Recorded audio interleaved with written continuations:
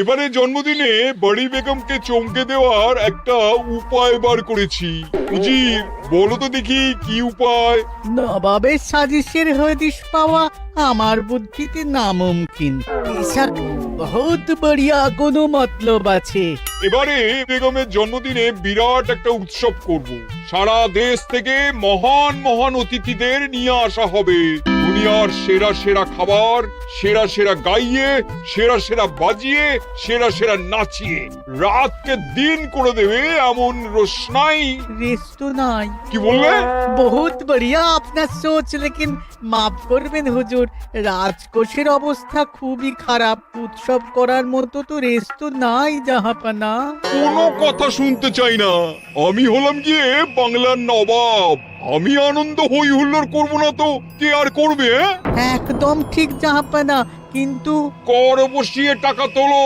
সব কিছুতেই কর বসানো আছে জাহাপানা। হাসি কান্না ছাড়া আর কোনো কিছুতেই কর বসানো যে বাকি নেই। তার ওপরেই কর বসাও। হাসি কান্নার ওপর কর? না, শীতকাল আসছে, বসাও বসাও কর হাঁচির ওপর। হ্যাঁ, হাতির ওপর কর? বসাও। ওরকম মুখ করে আছো কেন? যদি না পারো তো বলে দাও, আমি অন্য উজির নিয়োগ করব। আমি আজই ঘোষণা করে দিচ্ছি, এবার থেকে হাতির ওপর কর দিতে হবে। হ্যাঁ, তো জানাব, এতে প্রজারা যদি ক্ষুব্ধ হয়? আরে বাবা, প্রজাদের কাজই তো মাঝে মাঝে ক্ষুব্ধ হওয়া। তা ঠিক হুজুর। আমাকে কদর করে এমন কিছু সন্ডা আছে, তাদেরকে কাজে লাগাতে হবে। বহুত খুব জাহাপানা। তাহলে হাঁচি গোনার লোকের ব্যবস্থা করে নি। ওই সন্ডারাই হাঁচি গুনবে।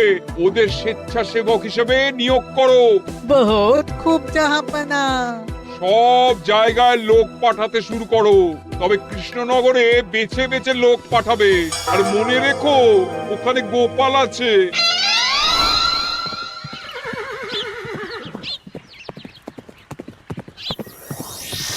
সব জায়গায় কর আদায়কারী পাঠিয়ে দেওয়া হয়েছে জাহাপানা।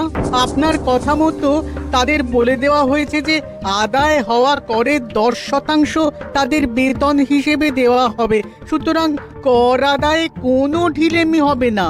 বহুত আচ্ছা, বহুত আচ্ছা।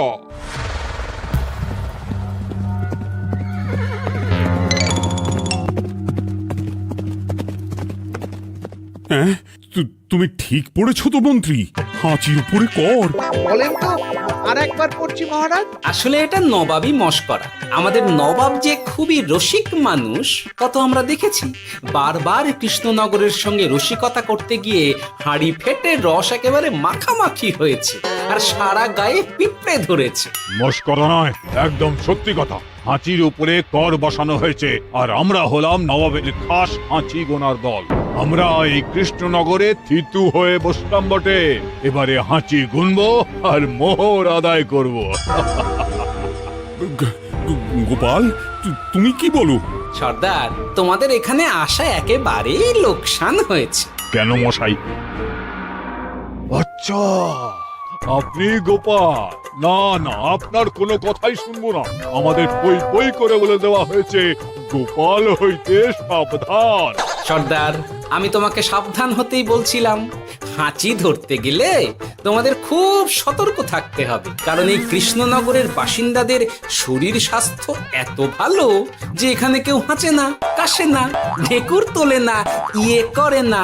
বলেন কি মশাই? এটা তো নবাবকে জানাতে হচ্ছে। যাও যাও, এক্ষুনি মুর্শিদাবাদে ফিরে গিয়ে নবাবকে জানাও। ওরে, কেউ এদের যাওয়ার ব্যবস্থা করে দে।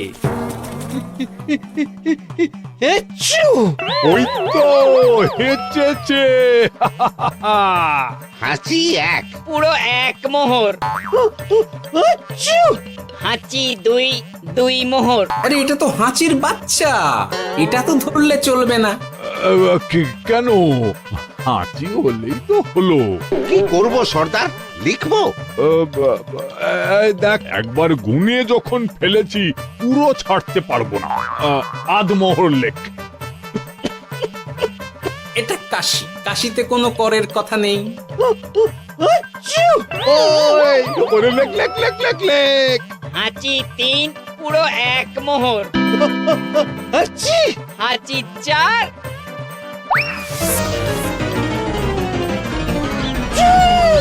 হাঁচি 5, লেখো। হাঁচি 6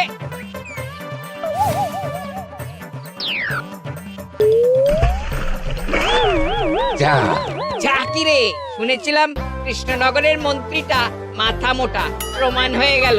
জল থেকে উঠবে যখন ঠান্ডা লেগে হাঁচি তো আরো বাড়বে। জলে বুড়বুড়ি উঠছে, বেটা জলের তলায় তলায় হাঁটছে। হাঁচি 7 এখনো তো ফিরলো না, বেলা গড়িয়ে দুপুর হয়ে গেল। ভাববেন না রাজামশাই, আমরা যারা যারা এখানে এসেছি সবাই ধড়িবাজ লোক। মন্ত্রীর হাঁচি নিংড়ে নিয়ে ফিরবে। ছি ছি ছি ছি ছি ছি ছি ছি ছি। কি হলো গোপাল? আমরা কৃষ্ণনগরের প্রবাদ প্রতিম আতিথেয়তার অসম্মান করেছি মহারাজ। কেন? কিভাবে? কখন? এখন মহারাজ, এখন এনারা সেই সুদূর মুর্শিদাবাদ থেকে এসেছেন, আর আমরা এতক্ষণ শুধু অন্য কথাই বলে চলেছি, এনাদের আপ্যায়নের ব্যবস্থা করিনি। তাই তো। মহারাজ, আপনি ব্যস্ত হবেন না। এই কে আছো? শোনো, এদের রাজ অতিথিশালাতে থাকার বিশেষ ব্যবস্থা করো। এদের খাবার যাবে মহারাজের পাকশাল থেকে। এদের সব সুবিধে অসুবিধে দেখার জন্য দাস দাসী নিযুক্ত থাকবে। এই চলো হে চলো। আরে দাঁড়াও সর্দার, হ্যাঁ বলুন। তোমাদের তো আবার গোপালের কথা শোনা বারণ। আমার ব্যবস্থায় বোধহয় তোমরা থাকবে না। বাদ দিন তো, আসলে ভয় ছিল আপনার বুদ্ধিকে, আর ভয় নেই। কেমন আগু পিছু বিচার না করেই বলে ফেললেন এখানে কেউ হাঁচে না।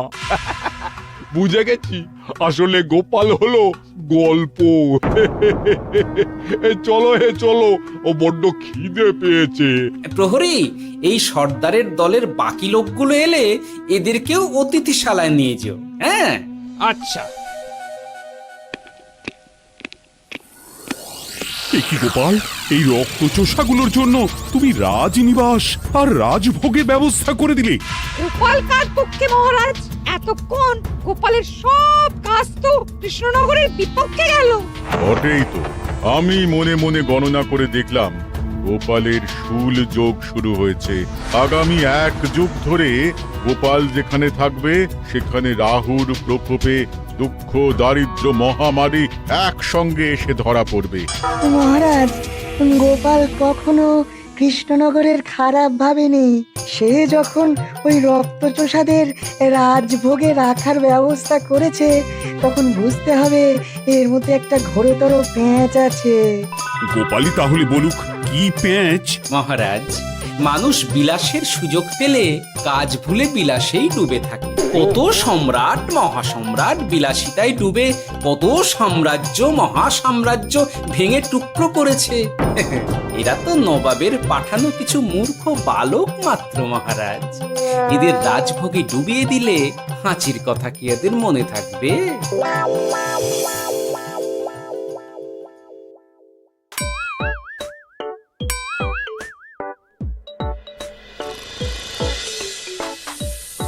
কি ব্যবস্থাপনা সব ঠিক আছে তো? হ্যাঁ হ্যাঁ, খাসা ব্যবস্থা হয়েছে। আপনারা আমাদের অতিথি বলে কথা, আরাম করুন।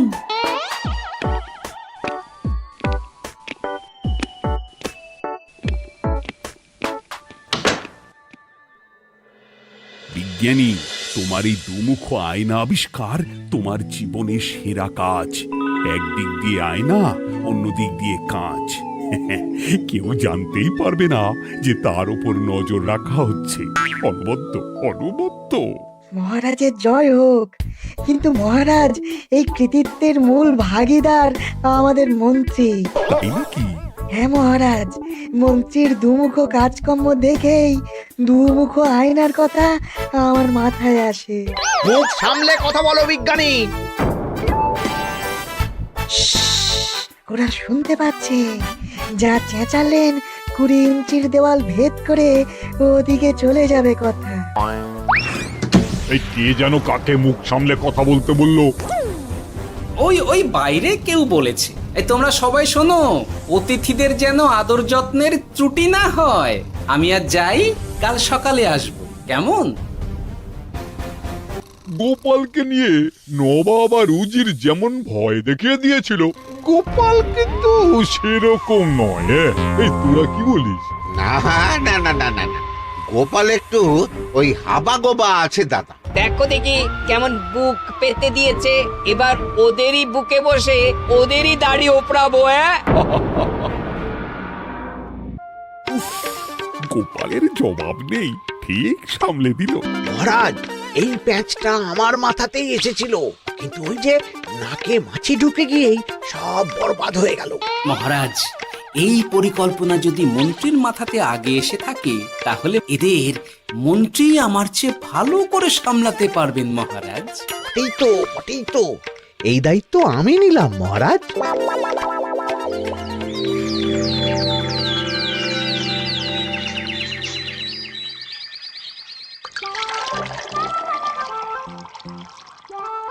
আহা, সকালে ঘুম থেকে উঠে এই রকম বেলের পানা যেন স্বর্গের অমৃত। আছে আছে, আরো আছে। পানীয়, খাদ্য, আরাম, আয়েশ, যত চাও তত পাবে। এ কি, আপনি গোপাল কোথায়? মহারাজ বিবেচনা করে দেখেছেন যে মহামান্য অতিথিদের পরিচর্যার ভার গোপালের মতো একজন ভাঁড়ের পক্ষে বহন করা সম্ভব নয়, তাই এই দায়িত্ব আমাকে দেওয়া হয়েছে। কিন্তু কোনো কিন্তু নেই সর্দার, আমি যে খানা পিনা নাচা গানা আমোদ আহ্লাদের ব্যবস্থা করেছি দেখে তুমি চমকে যাবে। দেখা নয় বিজ্ঞানী, এবার শুধু কাজের সময়। কাল মন্ত্রীর উপর ওদের ভার ছেড়ে দিয়ে কৃষ্ণনগরের যে সর্বনাশটি করেছো, কোনো কাজ করে আর সেটিকে সামলানো যাবে না। হ্যাঁ, আহা, তোমার দেখছি মন্ত্রীর উপরে একটুও আস্থা নেই। ঠিক কি প্যাচ করছো বলো তো? প্যাচের কথা পরে হবে, তোমাকে যত তাড়াতাড়ি সম্ভব হাঁচির ওষুধ আবিষ্কার করতে হবে। হাঁচির ওষুধ? হ্যাঁ, হাঁচির ওষুধ।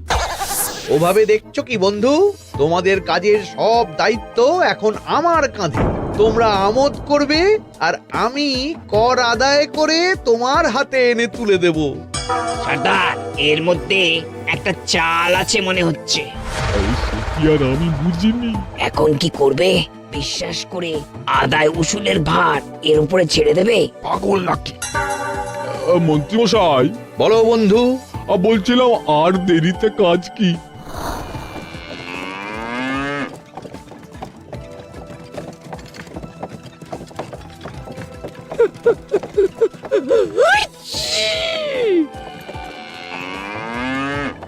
মন্ত্রী, লেখো হাঁচি এক।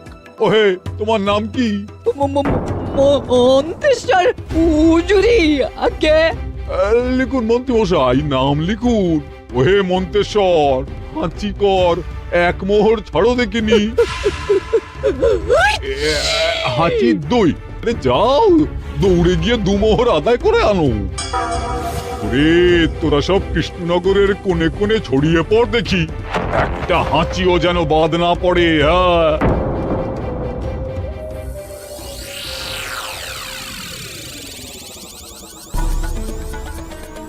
এটা হুজুরে আলা বর্ধমান, খাম্বাস এবং কৃষ্ণনগর থেকে।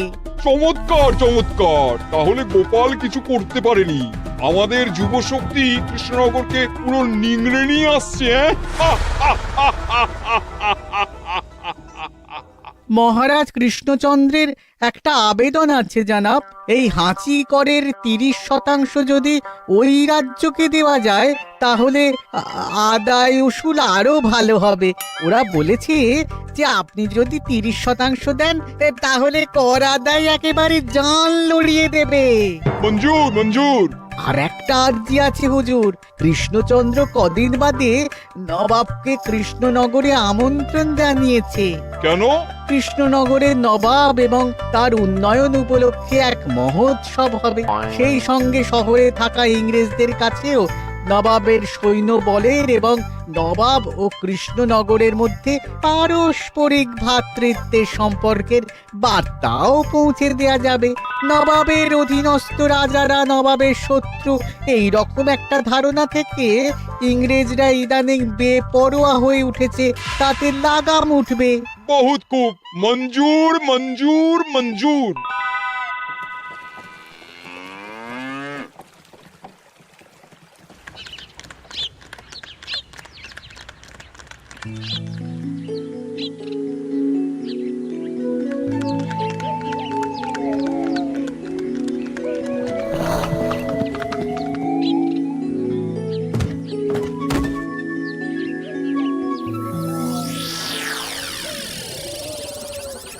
কি ব্যাপার গোপাল?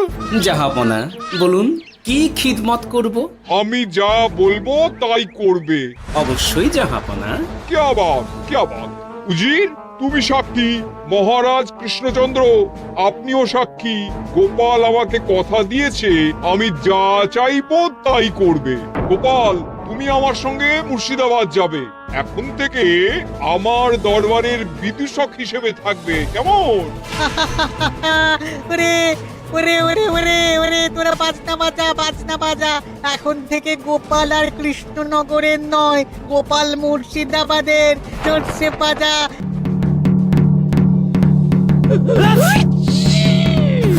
কি হলো? হুজুর, মনে হচ্ছে আপনার সৈন্যদল হাঁটছে। হ্যাঁ? হুজুর, হাঁচিগড়ের বন্যা, সব সৈন্য 10-12টা করে হেঁচে ফেলেছে। মানে প্রচুর মোহর হয়ে গেছে আর বাড়ছে বাড়ছে। আমার হাঁচি গোনার দল একটা হাঁচিও বাদ দেবে না। মোহর রাখার জন্য নতুন পোশাকখানা বানাতে হবে হুজুর। সর্দার, আমাদের হাঁচিগুলো কি খুলবো? হ্যাঁ, নিশ্চয়ই। একটা হাঁচিও যেন বাদ না পড়ে। চলুন হুজুর, আমরা এখানে দাঁড়িয়ে থেকে আর কি করব? ওরা হাঁচুক আর হাঁচি গুনুক। চলুন নবাব বাহাদুর, আপনার জন্য কৃষ্ণনগরের রাজাতীর্থ অপেক্ষা করছে। হুজুর, আমার মনে হয় আমাদের কৃষ্ণনগরে এখন আর দেরি করা উচিত হবে না। আমরা সোজা শহরের দিকে রওনা হয়ে যাই। শহরের ইংরেজদের শিক্ষা দিয়ে ফেরার পথে আমরা কৃষ্ণনগরের আতিথ্য গ্রহণ করব। সে কি? মহারাজ, নবাবের মতো কর্তব্যপরায়ণ ইনসানকে তার কর্তব্য পালনে বাধা দেবেন না। আমরা ওনার শহর থেকে ফেরার অপেক্ষায় থাকব। ঠিক ঠিক, আমার এক্ষুনি শহরে যাওয়ার দরকার। ইংরেজরা সব নিয়ম কানুন ভেঙে চুরে যা ইচ্ছে তাই করতে আরম্ভ করেছে। উচিত সৈন্যদের ডাক দাও, চলো রওনা হই। কিন্তু জাহাপনা, আপনার সৈন্যদের থেকে পাওনা মোহরগুলো এতক্ষণে যা হেঁচেছে, লাখখানেক মোহর তো হয়েই গেছে। ওটা আমরা নিজেদের মধ্যে বুঝে নেব। কিন্তু ওই করের 30% যে কৃষ্ণনগরের পাওনা। পেয়ে যাবে। শহর থেকে ফিরি। আরেকটা কথা, হাঁচি কর ব্যবস্থা এখন থেকে উঠে গেল।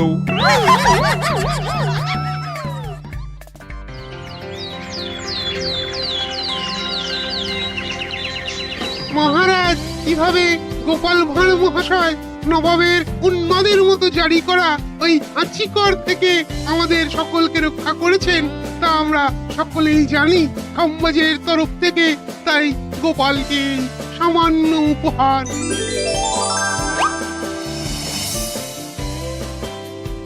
ওহ গোপাল, সত্যি তোমার জবাব নেই। কিছুই হতো না যদি না বিজ্ঞানী ওই হাঁচি চূর্ণ আবিষ্কার করত। এই উপহারের অর্ধেক কিন্তু বিজ্ঞানী।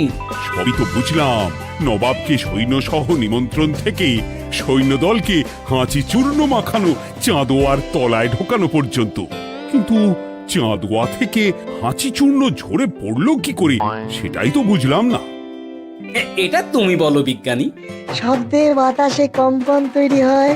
গোপালের হাততালিতে আমার ঘরের শাড়ি থেকে হাঁচির জন্য ঝরে পড়েছিল। এখানে চাঁদোয়া থেকে ঝরে পড়েছিল বাজনার শব্দে। কি ব্যাপার বিজ্ঞানী, তুমি এখন ছেলে খেলা করছো? হাঁচির ওষুধ হয়ে গেছে। হয়ে গেছে? মূল উপাদান তামাক, গোলমরিচ আর আলকুশির গুঁড়ো। কাজ হবে? হাততালি দাও। হাইচ! কাজ হলো। ব্যাপারটা কি হলো? ওই শাড়িটাতে হাঁচি চূর্ণ মাখানো আছে, তোমার হাততালির শব্দের কম্পনে ঝরে ঝরে পড়েছে। একবার নাকের কাছে এলে পিঁপড়ে থেকে পিশাচ, হাঁচতেই হবে, হাঁচতে হবেই হবে। নবাব যদি বাজনা বাজাতে না বলতো। আমাদের বাজনদাররা তৈরি ছিল মহারাজ। যাক, সবই ভালোই ভালোই মিটে গেল। যার শেষ ভালো তার সব ভালো। ব্যাস, এখন শুধু একটাই কাজ বাকি। নবাবের কাছ থেকে করের 30% বাবদ পাওনা মোহর মুর্শিদাবাদে গিয়ে নবাবের কাছ থেকে তুমি নিয়ে আসবে। আচ্ছা মহারাজ।